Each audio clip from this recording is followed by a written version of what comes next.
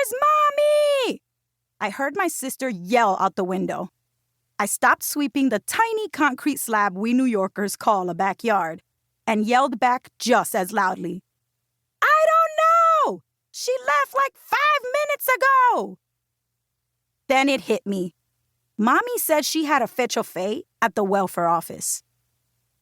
Now, if you're scrunching your brows in confusion at fetch-a-fay, don't worry, because it took me decades to realize what the heck my mom meant.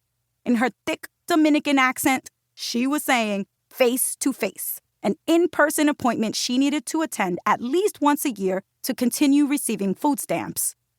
Oh, yeah! I yelled back to my sister from the yard. Mommy had a welfare appointment!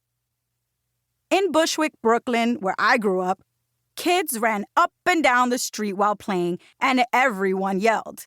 You might have forgotten your keys, so you'd yell to the second-floor window for someone to toss them down. Or maybe it was time to go in for dinner, so your little brother yelled from up the block, Mommy said stop playing and come inside to eat! That's why 9-year-old me didn't think anything of screaming about my mother's welfare appointment. But my older sister thought otherwise. She called me inside the house and knocked me on the top of my head as I walked through the door. Why you gotta yell out her business like that for the whole block to hear? You telling everybody that Mommy's on welfare. Are you stupid? I was too young to understand exactly why she was so upset. But I did know welfare had something to do with money. This memory is crystal clear in my mind because opening my mouth got me a chichón, a big old lump on my head. But also because it was my introduction to the idea that being on welfare was something I should be embarrassed about or ashamed of. Shh! Don't talk about money. Don't talk about what we have or don't have or what we need. It's personal, it's private, it's taboo.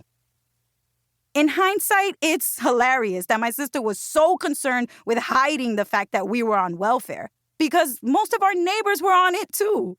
If you take a walk down Bushwick Avenue today, you might come across some art galleries, juice bars, and hipster restaurants. But back in the 90s, they were bodegas, barbershops, and check cashing spots serving low-income families who'd recently immigrated from the Caribbean.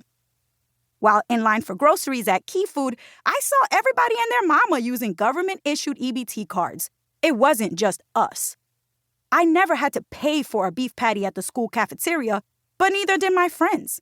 We all got free breakfast and lunch because of our parents' low-income status. For some of my friends, school lunch was the only food they could depend on eating during the week. Imagine the look of confusion on my little face when I watched cartoons or read chapter books in which the bully character yelled, "Give me your lunch money." I thought, what the heck is lunch money? If your family is anything like mine, your parents didn't have much financial knowledge to pass on. Why? Because their parents didn't teach them much about personal finance. And don't even get me started on the lack of personal finance education in schools. At the time of this writing, only 1 out of 4 American high school students is required to take a full semester personal finance class before crossing the graduation stage. For low-income students like me, the number drops to 1 out of 20. These stats pose a huge problem because if we don't learn about and discuss money early on, we tend to repeat familial cycles of debt and struggle. Even worse, we may unintentionally pass down negative money habits to future generations. One study of college students showed that having parents who avoided talking about money predicted problematic credit card use. #story of my life. These patterns keep money in the hands of those fortunate enough to have received a high-quality financial education, or those determined enough to figure it out on their own, like I did. Many others just can't catch a financial break.